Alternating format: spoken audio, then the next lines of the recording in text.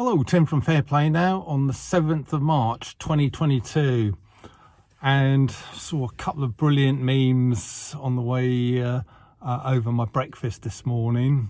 And the first one, the caption said she wanted to go and eat somewhere really expensive tonight, and all the picture was a couple having a romantic candlelit dinner in a petrol station forecourt.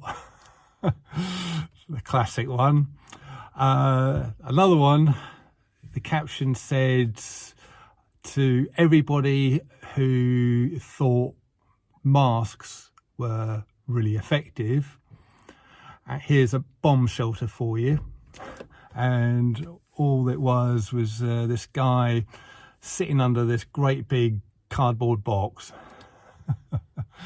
And I think a day or two ago I saw yet another meme, and the picture showed basically a garden gate blocking the path, but there's no fence either side for the lawn, so you could quite easily walk, if you wanted to, just round the gate by going across the grass a little bit without having to open the gate at all. And the caption said, this is where the guy who invented plexiglass for supermarket checkouts lives. And I think all three of those are really, really good examples of just how silly people have been, how they think these most ridiculous measures that we've had to endure for the last couple of years could be effective in any way, shape and form. And how can people think a muzzle would be effective?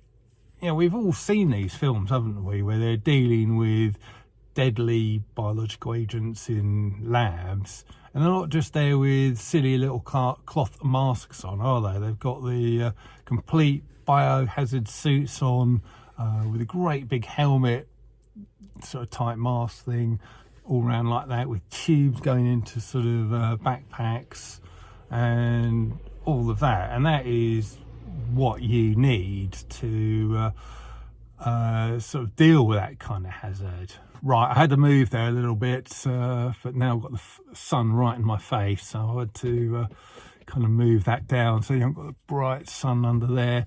Where was I? Yeah, ineffective measures. How on earth could people think that a silly little cloth thing like that across your face was going to stop anything serious? How on earth could people think that standing 6 feet apart would stop anything? Especially when in the early days of the nonsense, people were saying how, sort of anything coming out of your nose and mouth if you're sneezing or coughing could travel up to 24 feet. So why on earth they chose 6 feet is, again, ridiculous. And of course we've got that old classic, haven't we, where people sort of actually think that when you walk into a restaurant or a bar, you need to wear a muzzle when you're sort of going in and out, but as soon as you're sitting down, you're perfectly safe. And I don't know, it's just been ridiculous. And I think when we look back on these last couple of years, if indeed this whole nonsense is over, as far as the lurgy is concerned, don't know about anything else, but if it really is over, and a few years go by, 5 years, 10 years, 20 years, especially when a new crop of kids have grown up, they're going to sort of look at maybe old footage and old videos and think, how on earth could you think that you could get the thing standing up in a pub but not when you're sitting down? How on earth could you think a muzzle could stop anything sort of serious? How on earth could you think that standing a few feet away from each other would stop anything?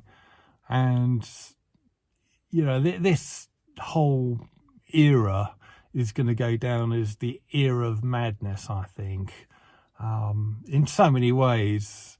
And it wasn't just with the Lurgy, and at least a few years before, 2, 3, 4 years before, things were starting to get really, really crazy, and things are continuing to be really, really crazy.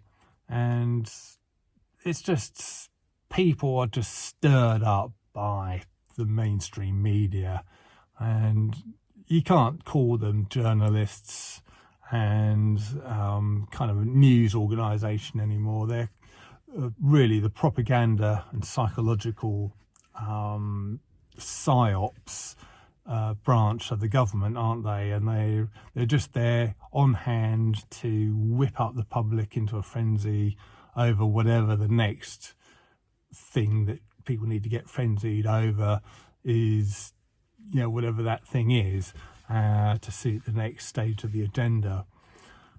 But yeah, it certainly is an era of madness, isn't it?